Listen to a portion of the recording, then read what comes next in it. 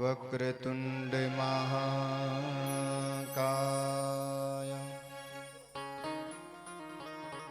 कोटि सूर्य समप्रभा निर्विघ्नं कुरु मे देव सर्वकार्येषु सर्वदा।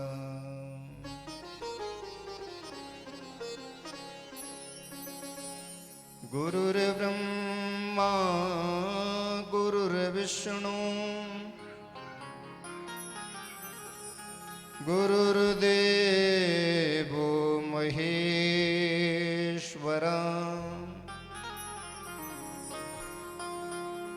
गुरु साक्षात् परब्रह्म तस्मै श्री गुरवे नमः।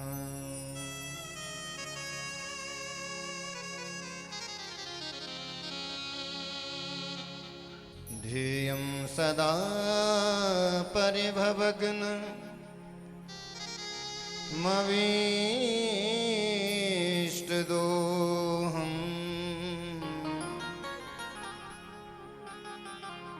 तीर्थस्पदं शिवविरिञ्चिनुतं शरणं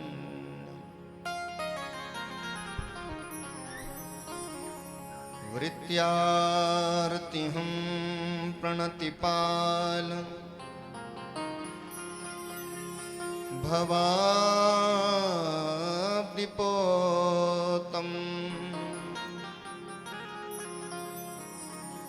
वन्दे महापुरुषते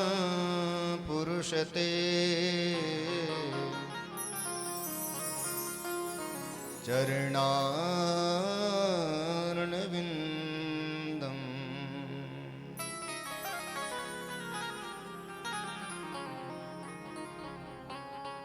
गंगातरंगरमणीय जटाकलापं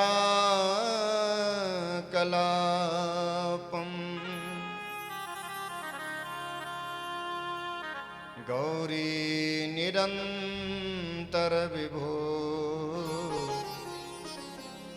सितवामभागम्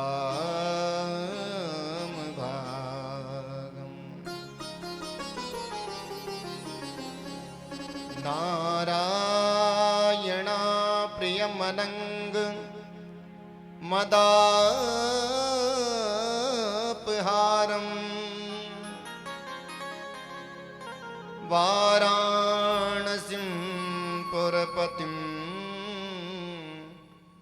भज विश्वनाथम्।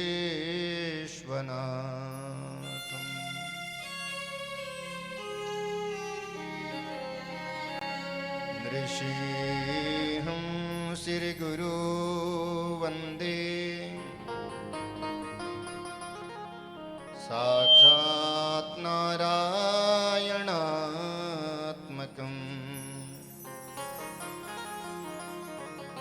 चिदानन्दघनं पूर्णं कारुण्यामृतसागरम्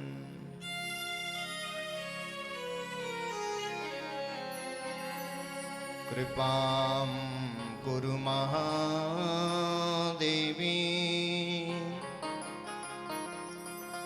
मणिद्वीपाधिवासिनी अनंतकोटि ब्रह्मांड नायके जगदम्बिके।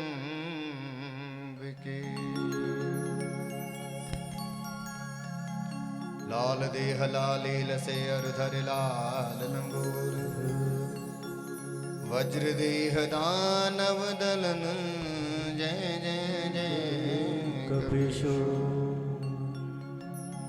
आइए हनुमंत विराजिए,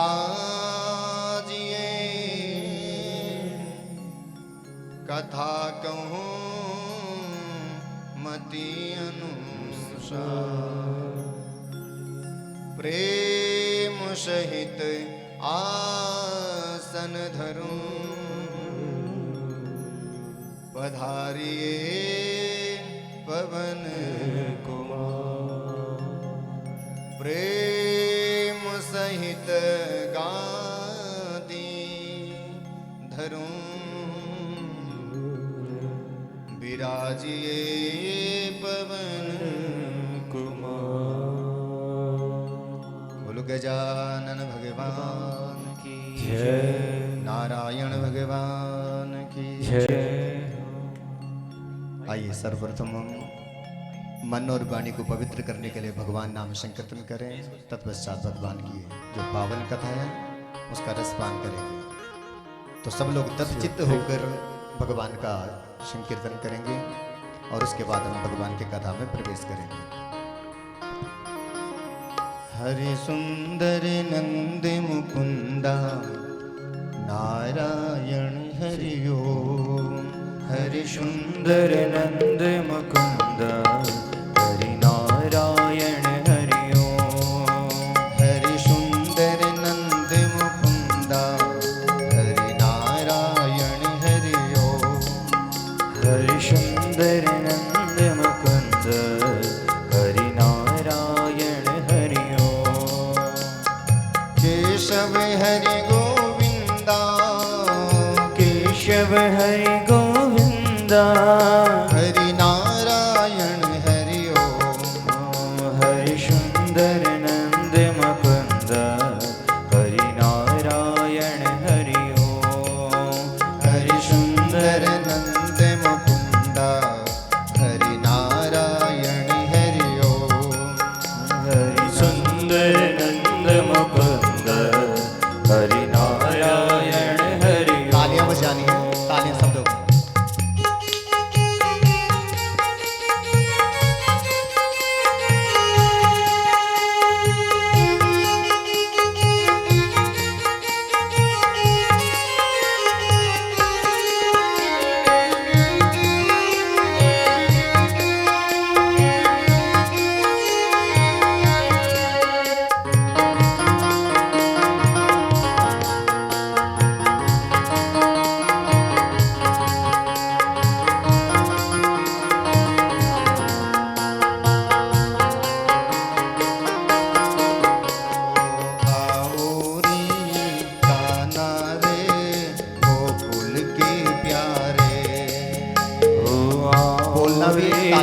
गौरी गोकुल के प्यारे।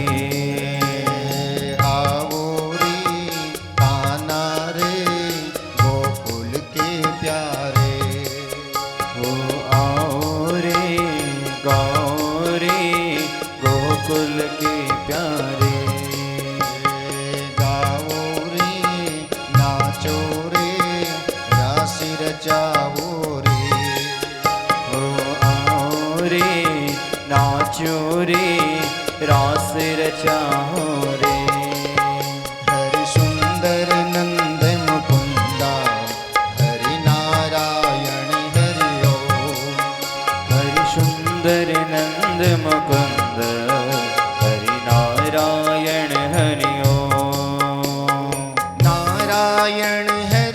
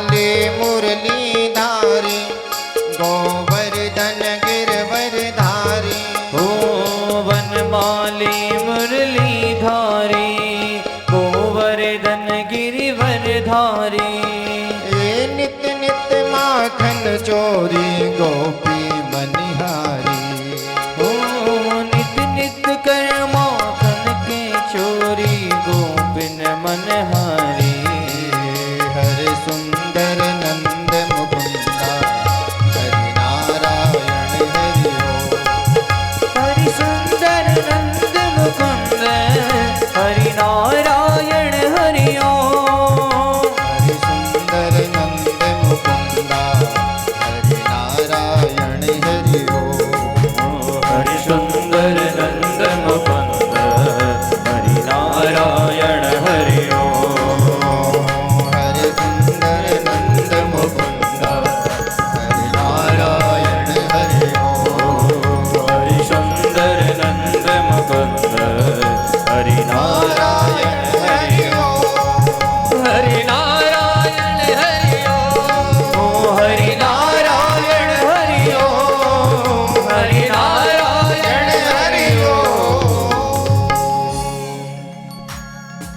गुरु नारायण भगवान की जय श्रीमद्भागवत महापुराण की जय काशी विश्वनाथ भगवान की जय सियावर रामचंद्र भगवान की जय ज्वालामुखी मैया की जय नैना मैया की जय चिंतपूर्णी मैया की जय भद्रकाली मैया की जय पवन पुत्र हनुमान जी महाराज की जय मात पिता गुरु देवता की जय सत्य सनातन धर्म की जय नमः पार्वती पतये हर हर महादेव।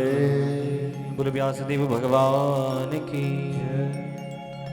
आइए परम मंगलमय आनंद कंद भगवान कृष्ण का वांगमय स्वरूप श्रीमद् भागवत महापुराण परम संहिता मंडप पर विराजमान समस्त आवाहित देवी देवता इस यज्ञ के कुशल आचार्य समस्त ब्राह्मण मंडली संगीत मंडली और कथा में पधारे समस्त कथा प्रेमी माताओं बहनों और पुरुष वर्गों धन्यवाद के पात्र हैं हमारे यजमान परिवार जिनके द्वारा ये भगवान की पावन कथा आपके ग्राम सभा घीन में है बड़ोह में कांगड़ा में पधारी है। इसके लिए यजमान परिवार का बहुत बहुत आभार है धन्यवाद है। ऐसे यजमान परिवार श्रीमती मोनिका देवी जी आपके बालक आशीष जी सिमरन जी आपके देवर श्री अजय सिंह जी राणा आपकी धर्मपत्नी मीनू देवी जी मयंक जी आरव जी और आपके पितु श्री हरिप्रसाद हरि सिंह जी सुनंदा जी श्रीमती इंदिरा देवी जी और समस्त पितरों के उद्धार के लिए और विशेष पुण्यतिथि किसकी है चतुर्थ वार्षिक की तिथि के स्मृति में ऐसी वैकुंठवासी ऐसी जो दिव्य आत्मा देवात्मा है जो आज भगवान के धाम में वास कर रहे ऐसी पुण्य आत्मा वैकुंठवासी विजय सिंह जी और पितृजन कृपा राम जी अन्य समस्त पितरों के उद्धार के लिए भगवान की पावन की कथा आप हम लोग सुन पा रहे हैं ऐसे यजमान परिवार के द्वारा। अब हम लोगों ने ये 7 दिन तक कथा सुनी है ना, आवाज ठीक आ रही है, समझ आना चाहिए, याद रखना, क्योंकि ये ना हो कि हम 3-4 घंटे कथा सुनाएं आप समझ ना पाए, कोई फायदा नहीं। बोलना है, यदि समझ ना आए, साउंड ठीक नहीं है या साउंड म्यूजिक बहुत ज्यादा आए तो बोलना है, जब बोलेंगे तो पता लगेगा, ठीक है। और इसमें जो हमारे आचार्य जी हैं ऋषिकेश, आप जिनके द्वारा अभी तक पूजा के मंत्र पूजा सुन रहे थे, ऐसे श्री रोशन पैनुली जो हरिद्वार से हैं, ऋषिकेश से हैं, आपके साथ में जो सहयोगी हैं जो पूजा करवा रहे थे साथ में, आप गंगोत्री से हैं, उत्तरकाशी जनपद से सौरभ भट्ट जी, और साथ ही हमारे यहाँ एक धाम है नागराजा भगवान का मंदिर उत्तराखंड में, बड़ा प्रसिद्ध धाम है सेम नागराजा, वहाँ से आप बता रहे हैं जितेंद्र भट्ट जी। और जो हमारे संगीत वर्ग जो सहयोग दे रहे हैं आप सौरभ भट्ट जी, जो आचार्य का काम भी कर रहे हैं। जो रिदम पर हैं वो भुवनेश थपलियाल जी, आप ऋषिकेश से हैं। और साथ ही हमारे जो कीबोर्ड प्ले कर रहे हैं आप भी आचार्य जी हैं, रवि बडोनी जी, आप भी ऋषिकेश से। और जो हम सबको अपने नियंत्रण में रख रहे हैं, जो हम इन पलों को बाद में देख सकें, ऐसे हमारे छोटे भाई अरविंद रावत जी, आप यमुनोत्री से हैं, यमुना मैया के घाटे से। और साउंड वाले भैया तो यहीं से हैं, आप हैं ज्वाला जी साउंड है। और टेंट वाले भैया भी, आप सब लोग जितने भी हमारे रसोई लोग हैं और जितने भी हमारी मातृशक्ति है, आपके रिश्तेदार भाई बांधव व्यासपीठ, सबको प्रणाम करके आप स्वीकार करेंगे। और उसके बाद हम भगवान की कथा में प्रवेश करेंगे। बोलो भागवत भगवान की जय।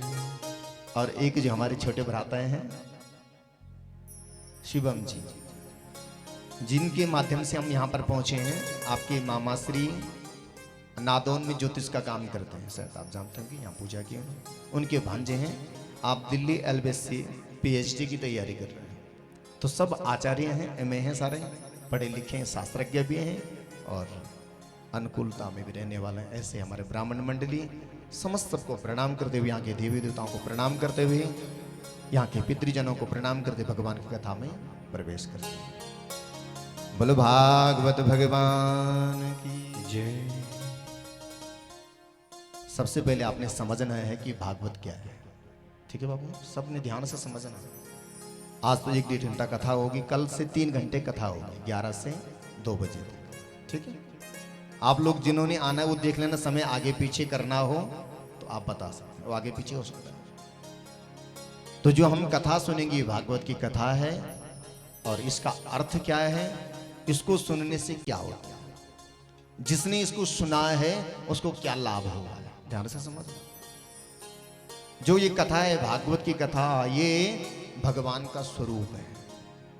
आगे आप कथा सुनेंगे, भगवान इस धाम को छोड़ करके अपने स्वधाम को जा रहे थे। उनके संग में जो रहते हैं उद्धव आदि जो ग्वाल वाले हैं, उन्होंने कहा भगवान हे कन्हैया, यदि आप इस धाम से चले जाएंगे तो हमारी तो प्राण शक्ति आप हैं, हम तो मर जाएंगे, हम तो निश्चेष्ट हो जाएंगे। कन्हैया आप हमसे दूर न जाओ। भगवान ने कहा रे भक्तों, मैं तुमसे दूर नहीं, मेरा समय हो गया है, ये अवधि है, मुझे अपने स्वधाम जाना है। लेकिन जो मेरी प्राण शक्ति है, जो तेज शक्ति है, वो जो ये भागवत पुराण है, इसमें समाहित हो जाए। तिरोधायो प्रविष्टोयम। भगवान जैसे अपने धाम को जाने लगे, उनके शरीर से पुंज निकला, एक लाइट शक्ति निकली और इस ग्रंथ में वो प्रवेश हुई। इसलिए इसको भगवान का स्वरूप मानते हैं। भागवत का अर्थ क्या होता है, ध्यान से समझना। आज है बेसिक, अगर बेसिक समझ में आ गया तो आगे आप समझ लेंगे। आज नींव है मकान की, वो समझ आ गया तो आप इमारत खड़ी कर सकते हैं। और आज समझ कथा नहीं आई तो 7 दिन तक समझना कठिन है। बड़े ध्यान से समझना। भागवत किसे बोलते हैं, ध्यान से समझना। भगवता प्रोक्तम भागवतम। एक अर्थ है भागवत का, जो भगवान के मुख से प्रकट हुआ है या भगवान के द्वारा जो प्रकट हुआ है, उसको क्या बोलते हैं, बोलना है साथ में, उसको क्या कहते हैं, भागवत। इसमें 4 अक्षर हैं। इन 4 अक्षरों का अर्थ क्या है, इन 4 अक्षरों का महत्व क्या है, वो समझना। इसमें 4 अक्षर हैं, भा, गा, वा और ता। बड़े ध्यान से समझना। जो भा शब्द है, जो भा अक्षर है, इसको समझना। भाति शब्दस्य सर्वेषु गीयते नारदादिभिः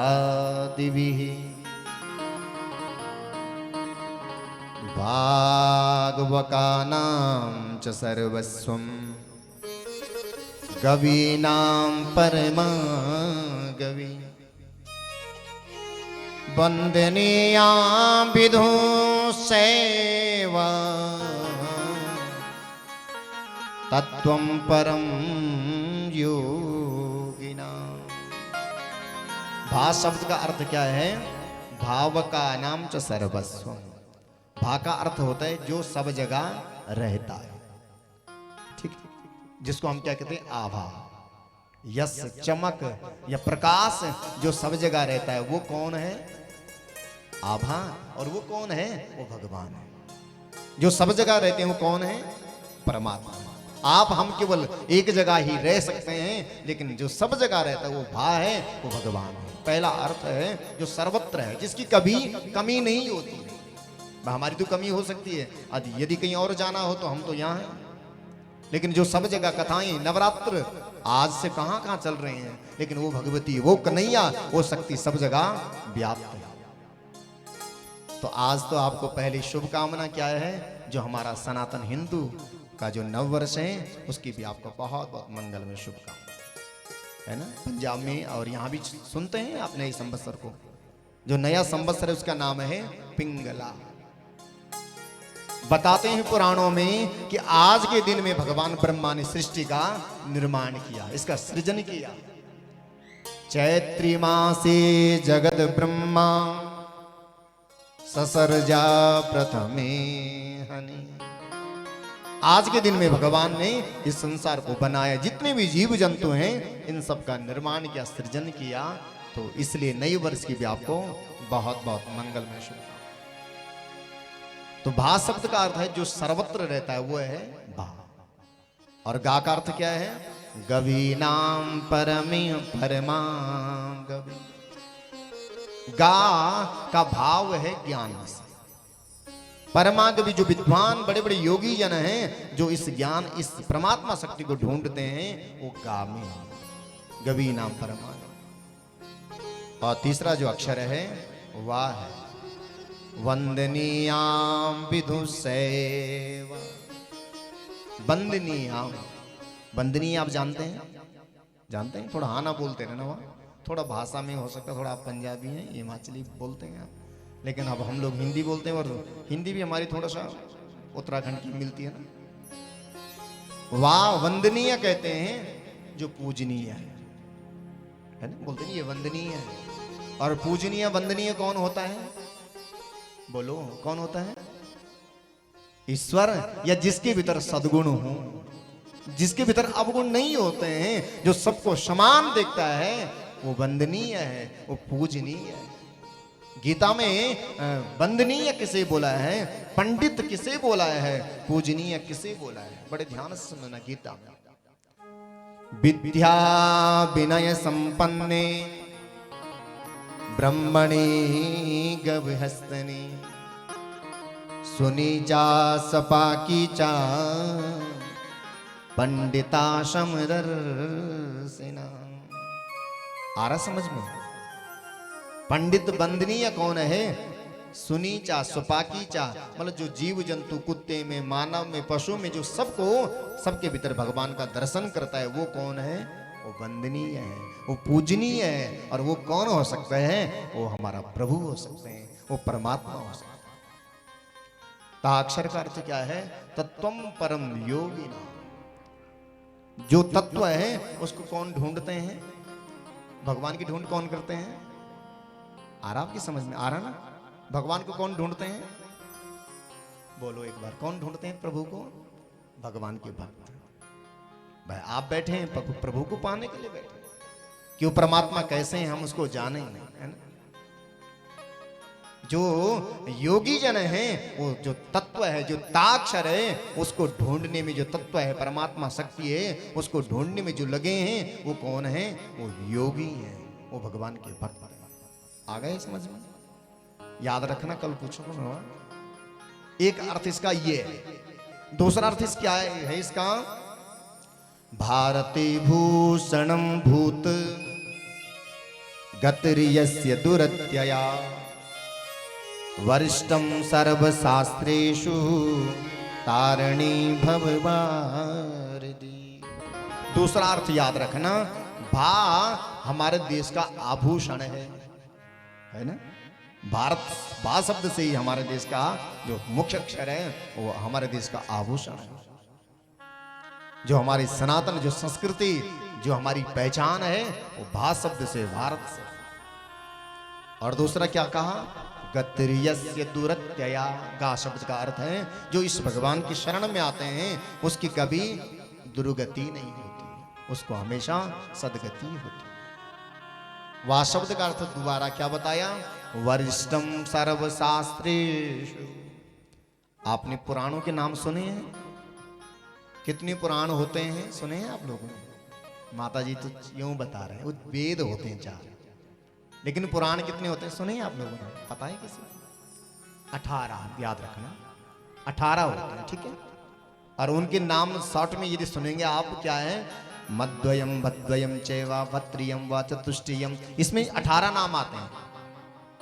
जैसे मद्वयम, मा मीन्स 2 मां से, मार्कंडेय मत्स्य, भद्वयम, ऐसे ऐसे श्लोक में 18 पुराणों के नाम हैं।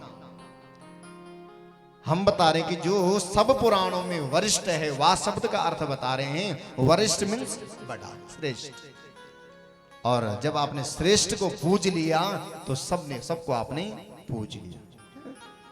अगर अपने माथे में हमने तिलक लगा लिया तो फलाने व्यक्ति को टीका लग गया, है ना। हाथ में फिर इधर उधर लगाने की जरूरत नहीं है, कहीं आपने किसी को भी व्यक्ति को तिलक कर दिया तो सारे व्यक्ति को टीका लग गया। तो उस प्रकार से सब पुराणों में ये पुराण भागवत जी वरिष्ठ हैं। इसको सुन लिया आपने तो सारे पुराणों की कथा आपने सुन ली। और ता शब्द का अर्थ क्या है, तारिणी भववारिधि। जो भगवान भागवत की शरण आते हैं वो उसको भागवत जी तार देते हैं, उसको प्रभु पार कर देते हैं। बोलो भागवत भगवान की जय। आ गए समझ में? ये भागवत का अर्थ। इस पुराण में कितने श्लोक हैं याद रखना, 18,000, ठीक है। याद रखना, कल परसों पूछूंगा मैं, ध्यान से सुनना। 18,000 श्लोक हैं, ठीक है। और इसमें अध्याय हैं 335। कितने हैं? 35। जो बड़े बड़े पाठ हैं वो हैं 12, जिसको हम संस्कृत में क्या कहते हैं, स्कंद। स्कंद किसे कहते हैं संस्कृत में? इन भुजाओं को, बड़ी बड़ी टहनियों। पत्ते हैं इसमें 18,000 श्लोक संख्या, बड़ी बड़ी टहनियां 12, और जो छोटी छोटी टहनियां वो कितनी है? कितने हैं अध्याय? 335। फिर से सुनो, 18,000 श्लोक हैं, 335 अध्याय हैं और 12 बड़े बड़े स्कंद हैं, बड़े बड़े। ये इस पुराण में इतने आपने 7 दिन में सुनने हैं, समझ रहे हैं? तो अगर इतने श्लोक सुनने हैं तो कितने घंटे बैठना पड़ेगा? बताओ अपना अनुभव, कितनी देर बैठना पड़ेगा आपको? आप 1 घंटे में कितना श्लोक पढ़ सकते हैं? थोड़ा आइडिया तो होगा, पढ़ा आपने कभी? पाठ तो कर देंगे, कुछ करते हैं। हमारा अनुभव लगभग हम 700 श्लोक पढ़ सकते हैं 1 घंटे में, यदि याद हो या उसको पढ़ा है बार बार। लेकिन हम केवल जो 18 श्लोक हैं उसका पाठ करेंगे और उसका जो निचोड़ है, जो 7 दिन में संभव हो सके, वो आपको परोसेंगे, वो आपको देंगे। लेकिन उसके लिए भी कम से कम हमें वैसे तो 6 घंटे चाहिए, और कलिकाल की स्थिति देख करके, क्योंकि सब स्वस्थ भी हैं यहाँ तो फिर भी ठीक है, बैठने में समय क्यों गद्दे तो बिछा रखें, लेकिन कम से कम 3 घंटे हमें चाहिए, ठीक है। सहमत हैं सब लोग? आना है 3 घंटे रोज? हाँ, तो वैसे बोल रहे हैं आना है और बैठना भी। तो ऐसे भागवत जी में 18,000 श्लोक हैं, 12 स्कंद हैं और 335 अध्याय हैं। ऐसे भागवत जी को आप 7 दिन तक सुनेंगे। बोलो भागवत भगवान जय। अब हम बात करते हैं इस पुराण को कौन सुनता है। कथा में तो सब लोग आते हैं, लेकिन इस कथा को कौन सुन पाता है, कौन इस कथा में आता है, ये आप बड़े ध्यान से करो। जन्मांतर भवे पुण्यम तदा भागवतम लभे। जन्मांतर भवेत् पुण्यम तदा भागवतं लभे अथापि बन्तु सद्भाग्या मुंचत कर चित। श्लोक आ रहे हैं आपकी समझ में? श्लोक भी समझ रहे हैं आप? जो श्लोक बोल रहे हो आ रहा है समझ में? आ रहा है? वाह, संस्कृत श्लोक समझ आ जाए तो बहुत अच्छी बात है और बड़ी बात है। संस्कृत किसकी भाषा है? संस्कृत भाषा किसकी भाषा है? देवताओं की। ठीक है, संस्कृत भाषा विश्वजननी नैव क्लिष्टा न च कठिना। ये भगवान देवताओं की भाषा है और इसको जानना, इसको समझना तो समझ लेना कि हमारे भीतर देवत्व आ गया। अगर आप सुन भी रहे हैं तो कहीं ना कहीं आपके भीतर देवगण है, देव तत्व है जो आप उस तरफ आ रहे हैं। तो पहले श्लोक में बताया कि भगवान की कथा कहां कहां होती है। क्या लिखा है? स्वर्गे सत्ये च कैलासे वैकुंठे नस्तयं रसा। भगवान की कथा कहां कहां होती है और कहां नहीं होती है। फिर लिखा है कि कौन सुनता है कौन नहीं सुन पाता है। क्या लिखा है? स्वर्गे, स्वर्ग समझ रहे हैं? स्वर्ग में भगवान की कथा नहीं होती है। सत्यलोक, सत्यलोक भी जानते हैं? कितने लोग हैं हमारे इस ब्रह्मांड में? 14। ठीक है, 7 नीचे की तरफ और 7 ऊपर की तरफ। लेकिन जो हमारी गिनती है हमारी ऊपर की तरफ है। इसको क्या कहते हैं? भूलोक। भू, भुवा, स्वाहा, महा, जनः, तपः, सत्या। ये कथा स्वर्ग में नहीं होती है, सत्यलोक में नहीं होती है। स्वर्गे सत्ये च कैलासे, कैलाश में भी भगवान की कथा नहीं होती है। वैकुंठ में होती है? नहीं होती है। वैकुंठे नस्त्ययं रसा। ये कथा कहां होती है भगवान की? थोड़ा बोल दो आप, कहां होती है? इस मृत्यु लोक पर, इस घीन ग्राम में जो आपका बड़ो है, ऐसे स्थान पर भगवान की कथा होती है। लेकिन इस कथा को कौन सुन पाता है? वो बड़े ध्यान से समझ। और मैं बहुत सहज भाषा में श्लोक बोल रहा हूं जो आप समझ पाए। तो समझ रहे हैं आप? क्या लिखा है? अथा पिबंतु, पिबंतु जानते हैं? पीना। अथा पिबंतु सद्भाग्या। कौन इस कथा को सुनता है, कौन इस कथा को पीता है? जो सद्भागी है, जो भाग्यशाली है। मुंचत कर चित।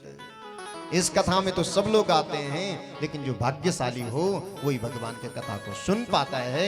इसलिए आप सब लोग भाग्यशाली हैं।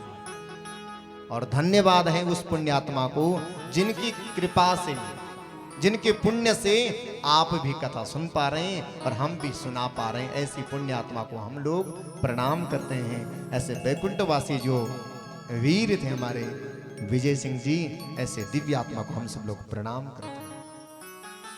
प्रभु ऐसे जीव और जिन्होंने देश के लिए, ये बड़ी बात है, बहुत विशिष्ट बात है। जितने भी हमारे भाई लोग जो आर्मी में होते हैं, बड़ी बात है उनकी। जो जवानी हम लोग तो अपने लिए जीते हैं, लेकिन जो वीर, जो सैनिक होते हैं, वो जवानी देश के लिए जीते हैं। ऐसे वो जो हमारे वैकुंठवासी जो पुण्य आत्मा विजय जी, उनको हम नमन करते हैं, प्रणाम करते हैं। आप ऐसी शक्ति इस कुल, इस परिवार को देना, ये सदैव आपका चिंतन करते रहें। और आपको हमेशा याद है ही है जो देश के लिए मर मिटते हैं, जो देश की सेवा में लगे रहते हैं, उन पर इस धरती, इस भूमि की कृपा हो। लेकिन हम इस पुण्य आत्मा को, उस दिव्य आत्मा को प्रणाम करते हैं। आज उनकी पुण्य से देखो, अच्छे व्यक्ति की पहचान क्या होती है कि जाने के बाद भी सत्कर्म कर रहे हैं हम लोग। आज उनके जाने के बाद भी हम भगवान का नाम ले रहे हैं, तो इससे बढ़कर क्या हो सकता? उस दिव्य आत्मा को हम प्रणाम करते हैं और भगवान की कथा में प्रवेश करते हैं।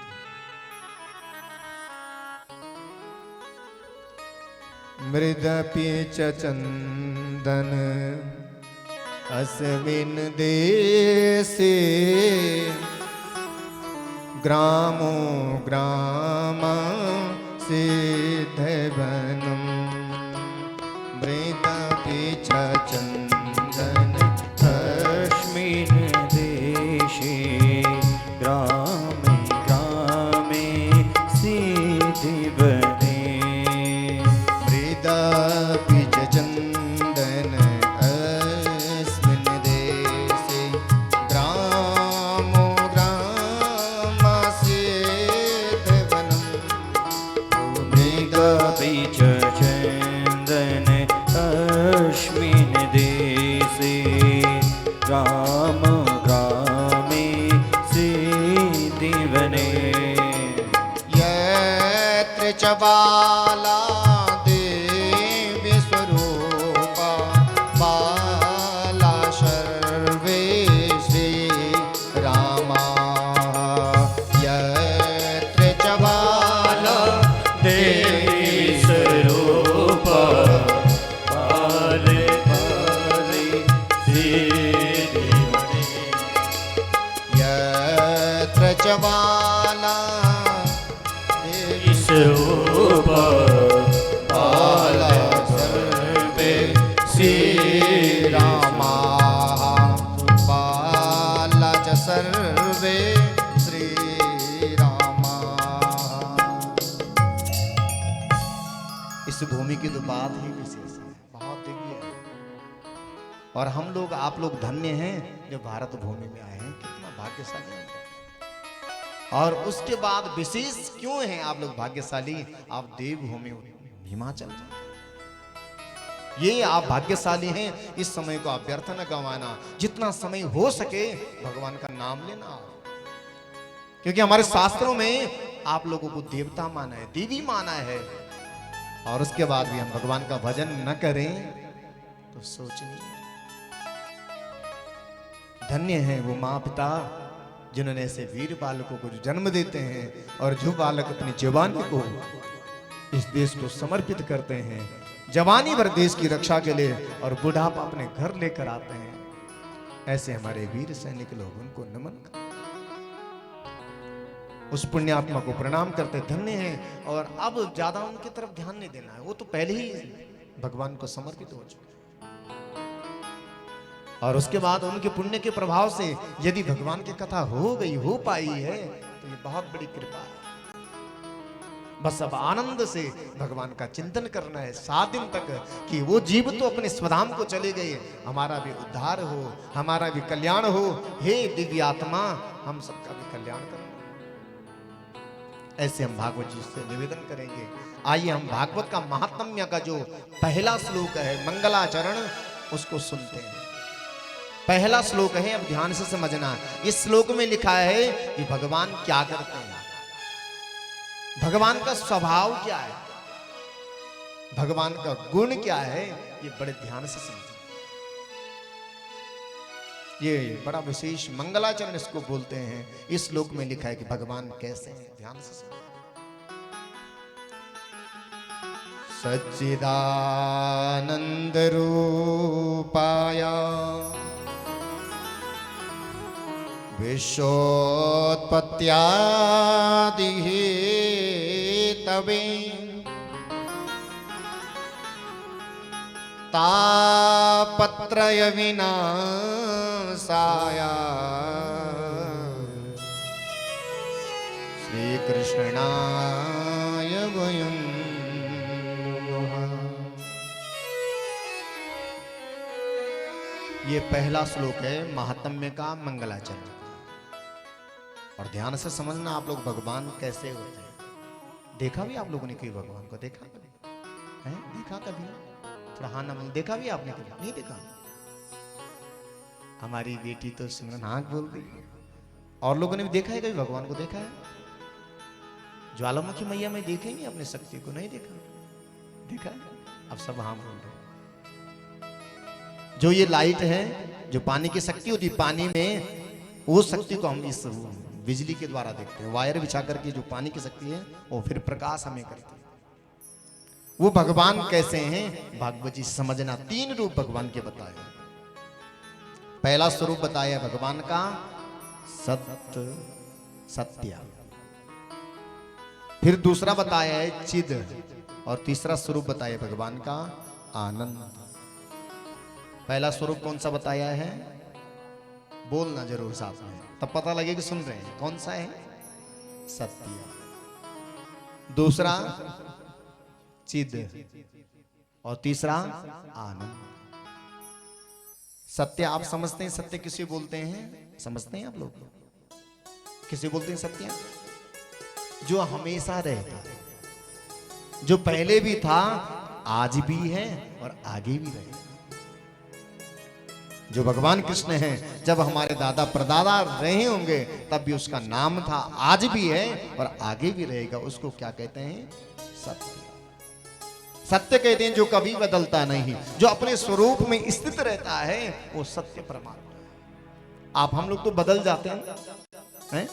बचपन में कुछ और, जवानी में कुछ और, बुढ़ापे में कुछ और, लेकिन वो परमात्मा अपने स्वरूप में स्थित रहता है। उस परमात्मा को इसलिए क्या बोलते हैं? सत्य। और दूसरा स्वरूप क्या है भगवान का? चिद। चिद संस्कृत में किसे बोलते हैं? ज्ञान के लिए। और ज्ञान कौन सा ज्ञान? एक सामान्य पुस्तकीय ज्ञान और एक होता है आत्मज्ञान। ठीक है? जो सामान्य जो पुस्तकीय ज्ञान है उससे हम अपनी जीविका चला सकते हैं, लेकिन यदि अपना कल्याण करना है तो भगवान परमात्मा का चिंतन करना पड़ेगा, भगवान का चिंतन करना पड़ेगा। वो जो हमारे भीतर आत्मज्ञान है वो जब प्रकट होएगा तो हम भगवान की ओर चलेंगे। लेकिन पुस्तकीय ज्ञान हमें कहां ले जाता है? वो संसार में ले जाता है, संसार में फंसाता है। लेकिन जो आत्मज्ञान है वो परमात्मा से मिलाता है। समझ रहे हैं आप? दूसरा रूप क्या है? ज्ञान स्वरूप। ज्ञान से ही हमारी मुक्ति हो सकती है। और तीसरा स्वरूप क्या है भगवान का? आनंद स्वरूप। दो चीज होती है ना, एक सुख और एक आनंद है, हैप्पीनेस और प्लेजर। सुख संसार से मिलता है, बहुत जल्दी मिल भी जाता है और जल्दी समाप्त भी हो जाता है।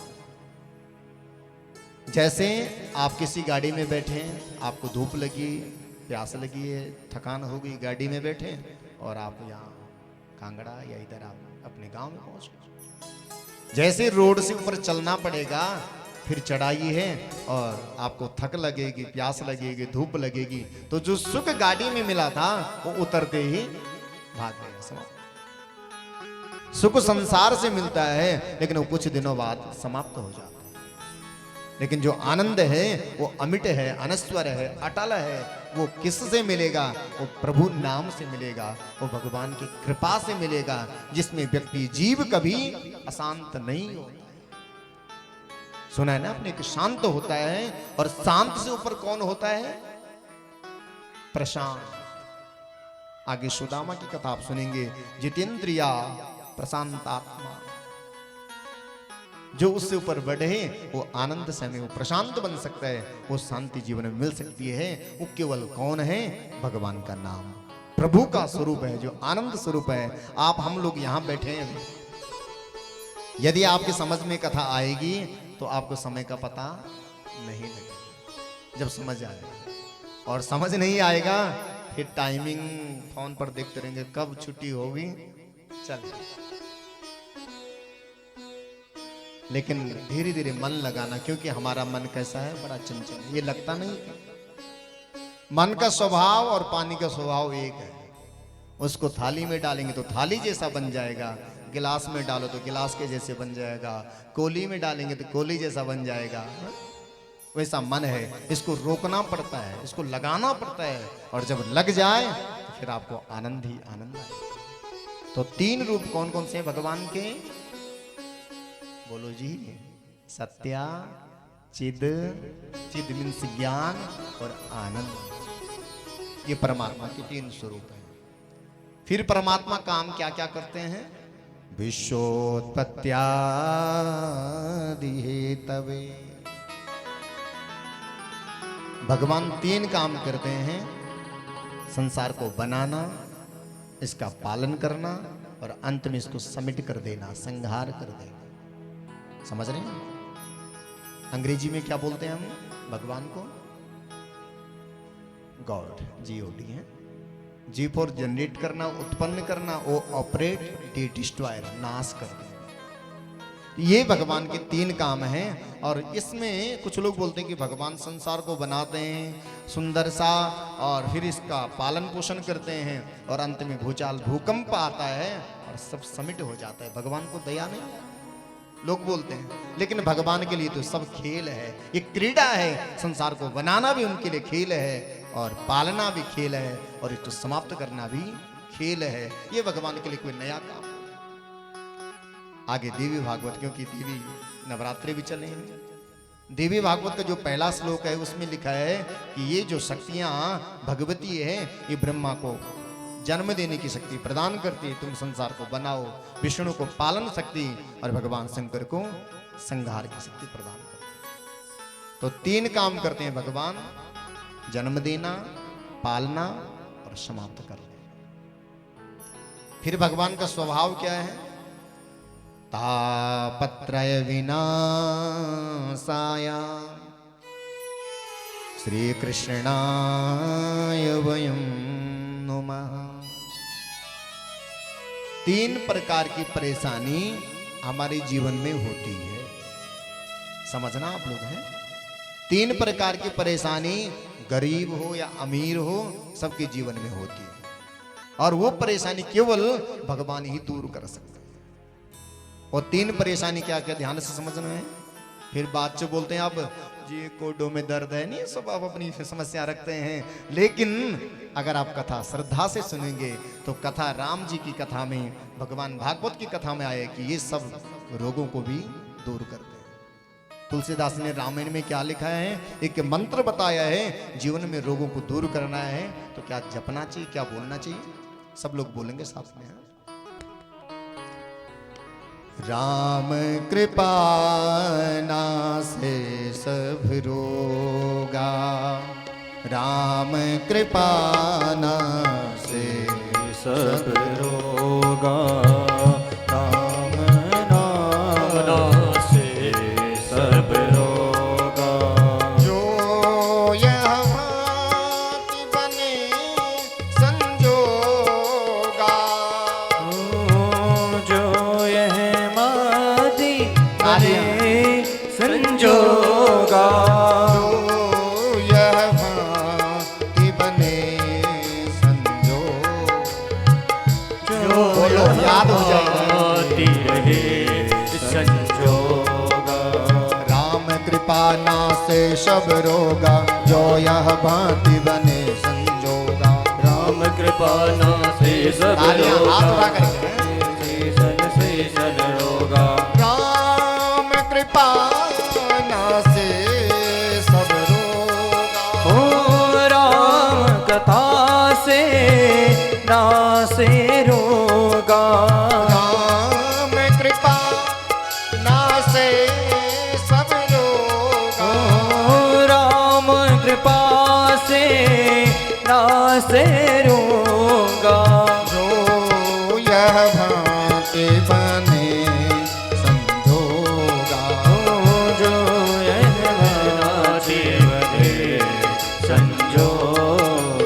हे राम जय राम, जय जय राम। ओ श्री राम जय बोलना है सब में तालियां। जय जय राम। श्री राम जय राम, जय जय राम। ओ श्री राम जय राम, जय जय राम। श्री राम जय राम, जय जय राम। ओ श्री राम जय राम, जय जय राम। राम कृपा नासे सब रोगा, ओ राम कृपा से नासे सब रोगा। राम कृपा नासे सब रोगा, जो यह भांति बने संजोगा। ओ राम कृपा नासे सब रोगा, जो यह वाचे नसे सब होगा। राम कृपा नासे सब रोगा, ओ राम कृपा से नासे सब रोगा। नासे सब रोग। राम कृपा से नासे सब रोग। हो गए याद आपको? राम कृपा नासे सब रोगा, जो यह भांति बने संजोगा। ठीक है, यदि बीमारी को कम करना चाहते हैं इस मंत्र को जप जरूर कम करो। तो भगवान तीन जो ताप हैं, जो परेशानी है, उसके बारे में बता रहे हैं। कौन कौन सी परेशानी है ध्यान रखना, जो सबके जीवन में है। वो कौन कौन सी? दैहिक, दैविक और भौतिक। क्या क्या है? और सरल में आपको ध्यान आएगा। देह मीन्स शरीर। दैहिक जो बीमारी है, क्या आपने जन्म लिया, कोई अच्छा काम बुरा काम नहीं किया, लेकिन आप जन्म से अंधे हैं। आपने भी अच्छा भला कुछ नहीं किया और बहरे हैं, लंगड़े हो गए, या हाथ पैर कम हैं। ये क्यों? इसको समझना। ये दैहिक परेशानी, देह संबंधी। और दूसरी परेशानी है दैवीय। आगे बोलो, दैवीय आपदा, जो देवताओं की कृपा से मिलती है परेशानी। ज्यादा वर्षा हो जाना, ज्यादा गर्मी हो जाना, बहुत ठंड हो जाना, लहरें आ जाना, भूचाल आ जाना। रात को भूकंप आया है, दिया भी किसने ध्यान? हाँ, तब तो जाग रहे होंगे आप लोग। तो देर में सोते हैं ना, सुबह देर में, लेकिन रात्रि को समय से सोना, सुबह जल्दी उठना। यदि स्वस्थ रहना है, यदि आप लोगों ने स्वस्थ रहना है, तो ये शास्त्रीय आदेश है, सांझ को समय पर सोना, सुबह जाग जाना। क्योंकि 3 रोग होते हैं, जानते हैं आप लोग हैं? मुख्य 3 रोग होते हैं। कौन कौन से? वात, कफ और पित्त। ये 3 बीमारियां मुख्य हैं। इनका टाइमिंग होता है कि किस समय अगर उसके अनुकूल नहीं रहेंगे, विपरीत जाओगे, तो वो बीमारी हो जाती है। ठीक है, दिन में कौन सी परेशानी वाला, कौन सी बीमारी वाले परेशान रहता है? पित्त रोग वाला, जिसपे फोड़ी फुंसी हो जाए, धूप लग जाए, ओ जलन मस्ती है, फिर चिल्लाता है, प्रभु बस इस बार थोड़ा ठीक कर दो, अगली बार आपकी शरण में। दिन में पित्त रोग वाला परेशान रहता है। और वो परेशान कब रहेगा? कब रहेगा? जो सिस्टम से नहीं चलेगा। जो सुबह टाइम से देर में उठेगा, तो उसका दिन तो 10-11 बजे शुरू होगा, है ना? जो विपरीत जाएगा, अस्वस्थ हो जाएगा। और रात्रि में किसका समय होता है? वायु रोग वाले का, जिसके हाथ पैरों में सूजन आ रखी, वो रात को बहुत दर्द होता है उसको। बस जी, बहुत सूजन आ रखी, दर्द होता है बहुत ज्यादा। और सुबह के समय में लगभग जो ब्रह्म मुहूर्त होता है, उस समय किस बीमारी का समय होता है? कफ रोग। जिसको खांसी होती है, उसको सुबह ज्यादा होती है ना? होती है। तो जो लोग सुबह ब्रह्म मुहूर्त में उठते हैं परहेज करके, तो उस समय वायु रोग और कफ रोग का टाइमिंग संध्या समय होता है, उनका मिलने का समय होता है। कफ रोग का टाइम निकलता है, वायु रोग इधर निकलता है, और उसके बाद कुछ समय बाद दिन का पित्त रोग प्रारंभ होता है। लेकिन जो ब्रह्म मुहूर्त में उठता है, वायु रोग जब जाने वाला हो, कफ रोग का समय हो, तो उस समय जो बेटी उठा हो, जागा हो, उसका पेट स्वच्छ हो जाता है, साफ हो जाता है, उसको कभी पेट की बीमारी नहीं हो रहती है, और वो फिर स्वस्थ हो जाता है। और पेट बीमार है तुम्हारा, तो फिर तो ना कोई खाने की इच्छा, ना सोने की इच्छा, दिन भर एसिडिटी, गैस, बस। जब से लोगों ने रात में सोना देर में किया, सुबह उठना बंद किया, तब से सबको क्या हो गया? क्या हो गया? गैस की समस्या तो लगभग है ना। अजीब, आप तो पछता नहीं जी, बस खाने की इच्छा तो बहुत होती है, लेकिन वो पछता नहीं। इसलिए यदि आप अपने को स्वस्थ रखना चाहते हैं, तो कथा सुनना। कथाओं में जो जो बातें आपको, क्या हर बात तो ठीक है, लेकिन जितना आप उतार पाएंगे उसको उतार। दूसरी परेशानी क्या थी? पहली परेशानी कौन सी थी? देह संबंधित, दैविक। दूसरी बताइए दैविक, धूप हो जाना, सर्दी हो जाना, बाढ़ आ जाना, भूकंप आ जाना, ये सबके लिए बराबर है। और तीसरी परेशानी है भौतिक परेशानी, जिसका प्रकोप आजकल ज्यादा चला है। भौतिक युग है ना, और भौतिक युग में तो लगभग मुझे लगता है आप लोग तो सब स्वस्थ हैं, लेकिन कुछ समय बाद सारे बच्चे अपंग हो जाएंगे। कुछ समय बाद लोगों को सुनना बंद हो जाएगा है? दिल्ली या कहीं जाओ बड़े बड़े शहरों में, मेट्रो इत्यादि में, सब ने वो लीडें लगा रखी, ब्लूटूथ ये सब, और बिल्कुल, और धीरे धीरे उनको फिर कम सुनाई देता है, बाद में वो कान तो बंद ही हो जाएगा। और आंखें भी लगभग, यहां तो किसी के नहीं चश्मे हैं, वाह, पंडितों की नहीं, हाँ ब्राह्मणों की भी नहीं हो, ये तो बड़ी बात है।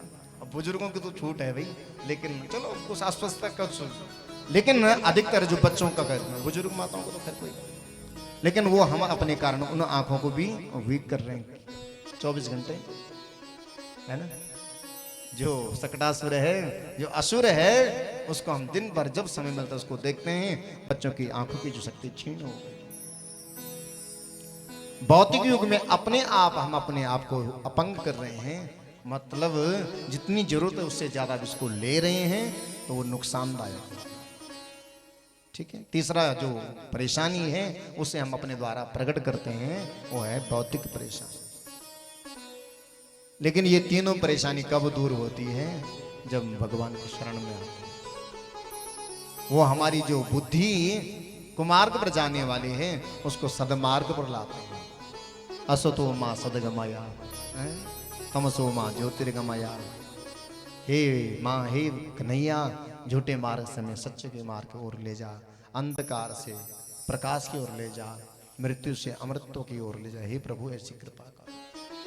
यदि हम भगवान की शरण आते हैं तो कुछ न कुछ अवगुण हमारे कम हो। तो तीन परेशानी क्या क्या है? दैहिक, दैविक और भौतिक। ये परेशानी तब दूर होगी जब हम भगवान की शरण जाते हैं। तापत्रय विनाशाय श्री कृष्णाय वयं नुमः। हे प्रभु, हम आपको प्रणाम करते हैं। क्यों? क्योंकि आप हमारे पापों को जाने अनजाने होकर के भी आप हम पर दया करते हैं और हमारे पापों को दूर कर देते हैं। तो ऐसे भगवान कृष्ण और राधा को आप हम लोग क्या करते हैं? प्रणाम करते हैं। श्री कृष्णाय वयं नुमः। यहां पर जो प्रणाम किया है वो सबकी ओर से किया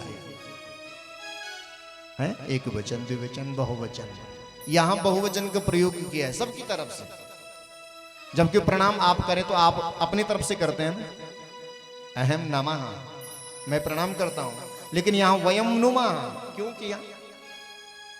भगवान ने विचार के वेद व्यासिनी के कलिकाल में लोग, आप तो हिमाचल के लोग हैं, लेकिन नीचे की तरफ जाओ लोग प्रणाम करना भी भूल गए, प्रणाम नहीं करते अब लोग। शायद यहां तो अभी करते हो, लेकिन जो हमारी संस्कृति सभ्यता है, कोई भी मिल जाए, जाना अनजाना जो भी, राम राम तो उसको बोलते हैं। ये हमारी सभ्यता, ये सनातन की रीति। लेकिन कलिकाल में लोग प्रणाम करना भूल जाएंगे, और जो प्रणाम नहीं करेंगे उनको तुलसीदास जी रामायण में क्या बोल रहे हैं ध्यान से समझना हुआ। वैसे तो सब करते हैं, लेकिन आपके घर में यदि कोई प्रणाम राम राम नहीं कहता है, उसको समझाना तुलसीदास जी क्या बोल रहे हैं। जो नहीं करता है उसके लिए क्या बोल रहे हैं? मां नहीं मात, पिता नहीं देवा, साधुन सन करवा वहीं सेवा। जिनके यहाँ आचरण भवानी, ते जानहि निश्चर सम प्राणी। समझ गया? चौपाई ये गांव की भाषा में है। जो रामायण की चौपाई वो संस्कृत में भी है। प्रत्येक गांव का शब्द है उसमें, रामायण में पढ़ना आपने पढ़ी भी कभी? आपके गांव का कोई ना कोई शब्द उसमें मिल जाएगा। अन्न मिल आखर अर्थ न जाओ। वहां प्रति गांव का शब्द है उसमें। चौपाई यदि हम बोलें तो सरल सी भाषा में समझ रहे हैं आप लोग। माने जो नहीं मानता है, मात पिता देवा, जो माता पिता को देवता नहीं मानता, साधुन सन करवा वहीं सेवा, जो साधु जनों से, श्रेष्ठ जनों से, बुजुर्गों से जो सेवा की इच्छा रखता है, वो कौन है? जिनके यहाँ, भगवान शंकर पार्वती मैया से बोल रहे हैं, जिनके यहाँ आचरण भवानी, जिनके भैया मैया ऐसा आचरण, वो कौन है? ते जान नहीं, वो उसको जानना क्या? निशिचर सम प्राणी, उसको निशाचर समझना, ओ अच्छा व्यक्ति नहीं। यहाँ वेद व्यास ने हम सब की ओर से भागवत जी को प्रणाम किया कि कलिकाल में सब लोग मंदमती हो जाएंगे। प्रणाम क्या, किसी को सम्मान देने की इच्छा नहीं रखेंगे, इसलिए हम सब की ओर से भगवान को प्रणाम किया वेद व्यास ने। आप हम लोग भी भगवान को प्रणाम करें। श्री कृष्णाय वयम नुमः। बोलो भागवत भगवान जय। ये पहला श्लोक है।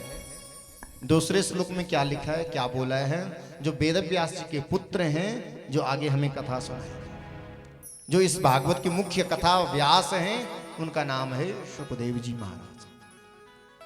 उनके बारे में दूसरे श्लोक में प्रणाम किया है कि वो कैसे हैं। उनकी जन्म की कथा आप आगे सुनेंगे, उनका जन्म कैसे कैसे होता है, लेकिन उनको प्रणाम किया है। वो कैसे हैं, प्रणाम क्यों किया है? प्रणाम किसको करते हैं आप? प्रणाम किसको करते हैं आप लोग? बुजुर्गों को तो करते ही करते हैं। और छोटों को कब करते हैं प्रणाम? जब उसके भीतर ज्ञान हो, कोई योग्यता हो, है ना, कोई अच्छाई हो, तो हम उसको प्रणाम। यहां सुखदेव जी को दूसरे श्लोक में प्रणाम किया। उनके पिताश्री ने क्या बोला अपने बेटे के लिए? यम प्रव्रजंत मनोपेत अपेत कृत्यम द्वैपायनो विरह का करवा जुहावा पुत्रेति तन्मयतया तरवो विनेदो तम सर्वभूत हृदयम मुनिमानतोस्मि।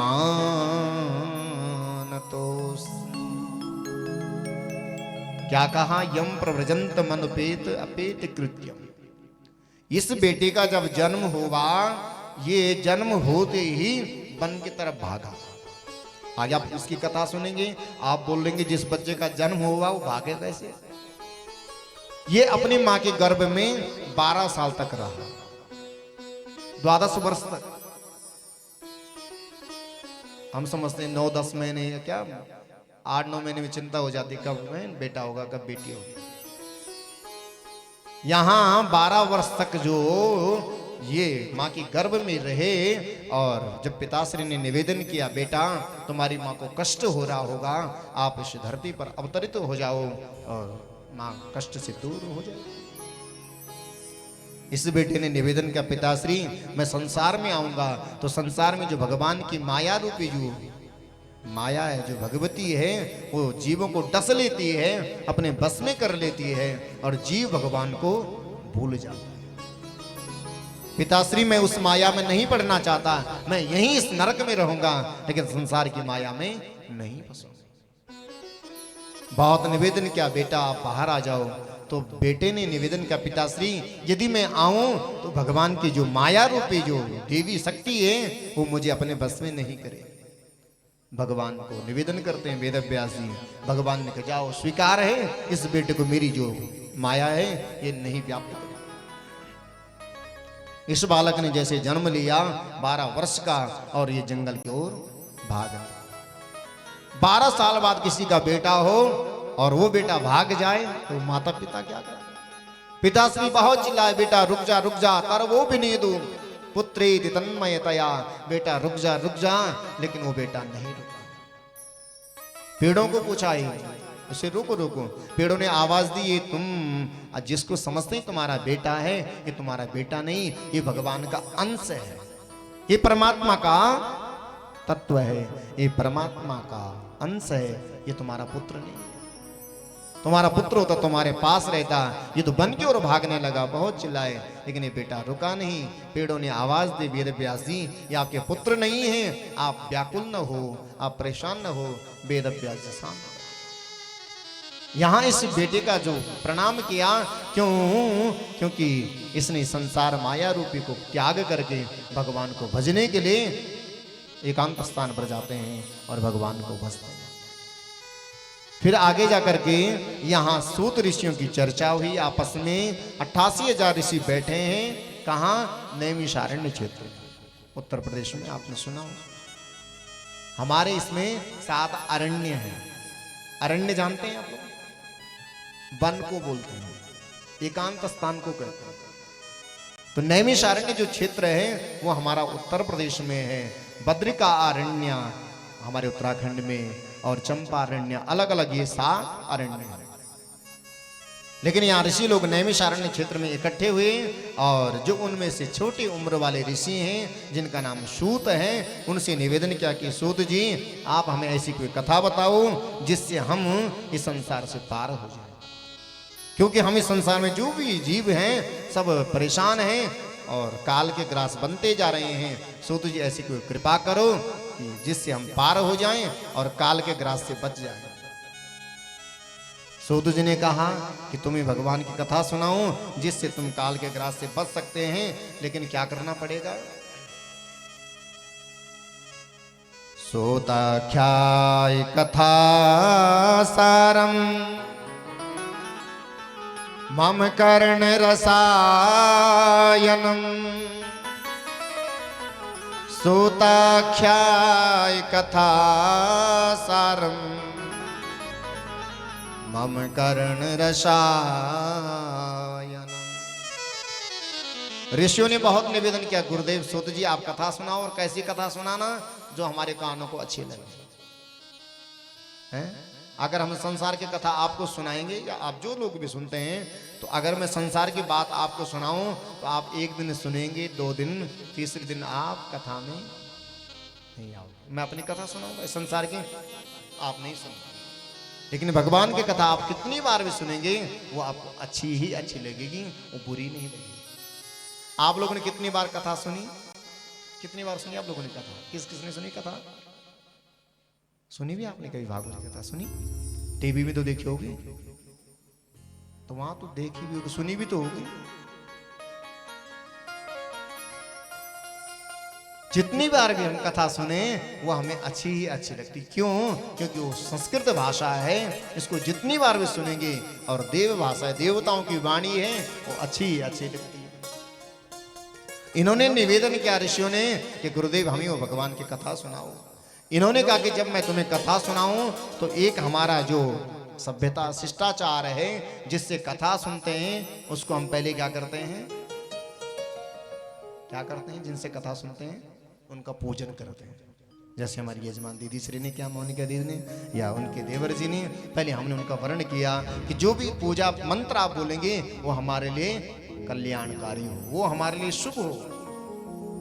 अब इन्होंने जब ऐसा ऋषि ने कहा, सूत जी ने, ऋषियों तुम यदि भगवान की कथा सुनना चाहते हैं जो कानों को अच्छी लगे, तो उसके लिए क्या करो?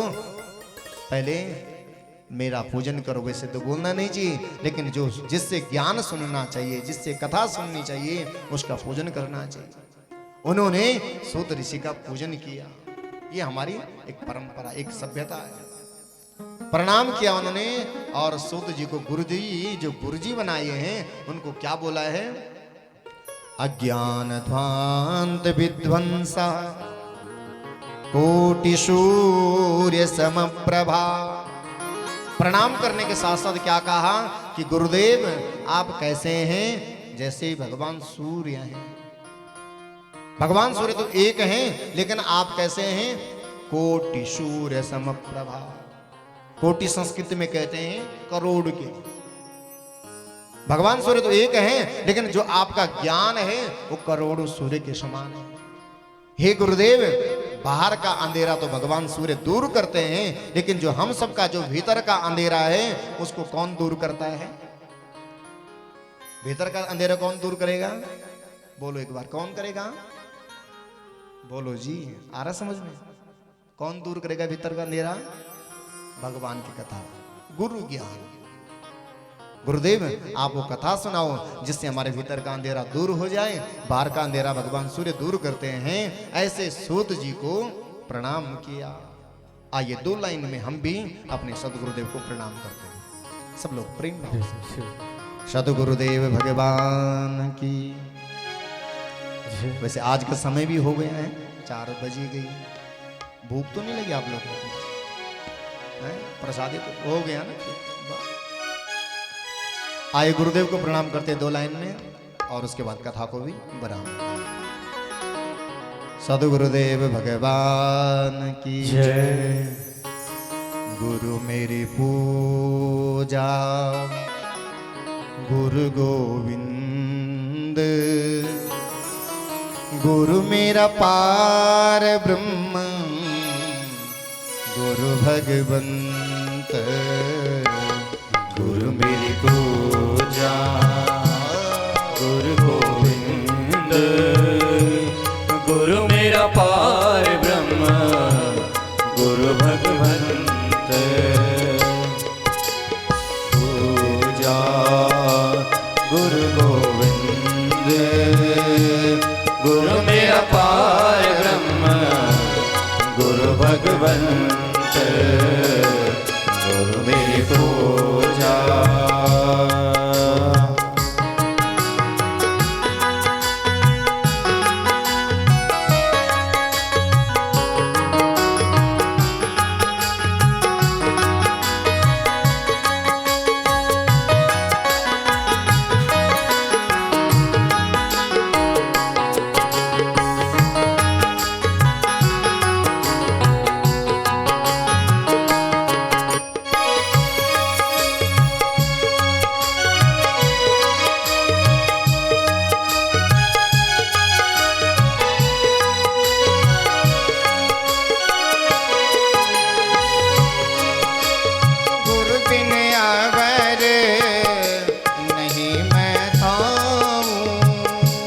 गुरु बिन अबर नहीं मैं पाऊं, गुरु बिन अबर नहीं मैं ताऊं, गुरु बिन अबर नहीं मैं पाऊं।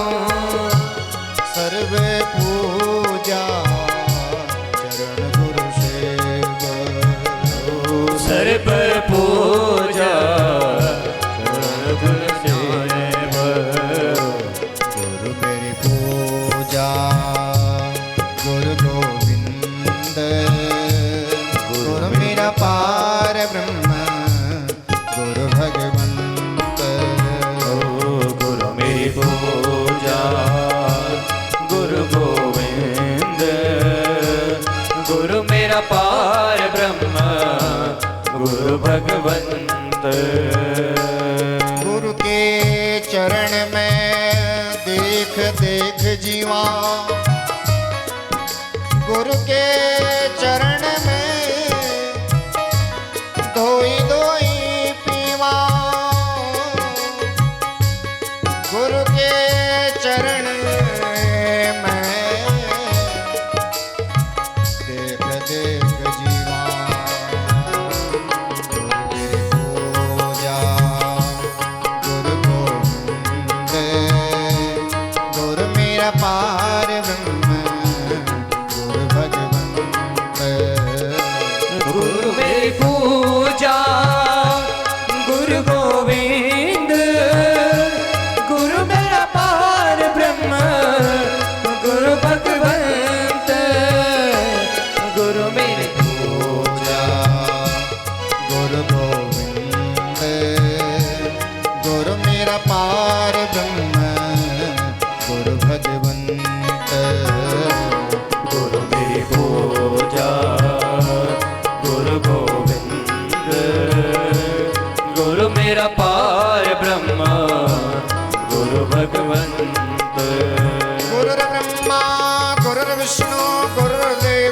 महेश्वरा गुरु साक्षात् परब्रह्म तस्मै श्री गुरुवे नमः। गुरु मेरी पूजा गुरु गोविंद गुरु मेरा पार ब्रह्म गुरु भगवंत। गुरु मेरी पूजा गुरु गोविंद गुरु मेरा पार ब्रह्म गुरु भगवंत। गुरु भगवंत गुरु भगवंत। सदगुरुदेव भगवान की जय। सुखदेव जी महाराज की जय। तो आज की कथा को यहीं विराम देते हैं और कल से आप ठीक 11 बजे यहाँ पर पधारेंगे। तैयार हैं सब लोग? समझ आ रहे हैं? तो अब जो नहीं आए हैं आज उनको बोलना है कि चलो कथा सुने, ठीक है? पड़ोसी पड़ोसी फोन कॉल तो फ्री है ना सबके, फोन कर लेना, कोई दिक्कत नहीं है कि वह कथा चल रही है, नवरात्र भी चल रहे हैं और देवी मैया की भी कथा सुनेंगे और भगवान की कथा भी है, अच्छा हो जाएगा। तो सबको आप कल से बोलिएगा कि कल एक दिन कथा विराम हो गई, राणा जी के घर पर हैं, सब लोग आपस में परिचित होंगे और सब लोग जब आएंगे शांति भाव से कथा सुनेंगे तो बहुत आनंद आएगा। आज तो प्रथम दिवस है, थोड़ा व्यवस्था बनाने में समय लगा है, तो कल से ठीक 11 बजे से 2 बजे और 2 से 2:15 तक आरती होगी भागवत जी की और उसके बाद आप प्रसाद पाएंगे, अपने घरों को जाएं। ठीक है, आज कथा को यहीं विराम देते हैं। सब लोगों को प्रणाम है और 10:30 बजे हमारे संगीत वाले भ्राता बैठ जाएंगे। अगर आप भजन सुनना चाहेंगे उससे पहले बहुत अच्छे अच्छे भजन हैं, तो अगर आप सुनना चाहेंगे तो उसके बाद उससे पहले भी सुनेंगे और कथा के बाद भी 1-2 भजन जरूर आप इनको सुनाइएगा बढ़िया से। तो आज कथा को यहीं विराम देते हैं। बोलो भागवत भगवान की जय। बालकृष्ण भगवान की जय। तो जो यजमान परिवार वो यहाँ पर आएंगे, आशीष जी, अजय जी, उनकी धर्मपत्नी और दीदी श्री हैं शिमिरन, यहाँ पर आरती करेंगे। आप लोग भी अपने स्थान पर खड़े होकर के आरती करेंगे, ठीक है? उसके बाद आरती के बाद क्या करेंगे, धीरे धीरे यहाँ से एक एक करके यहाँ से मैं आपको सुफल दूँ और फिर आरती प्रसाद लेकर के जो भी व्यवस्था होगी उसको आप लेकर जाएंगे, ठीक है? और एक विशेष सूचना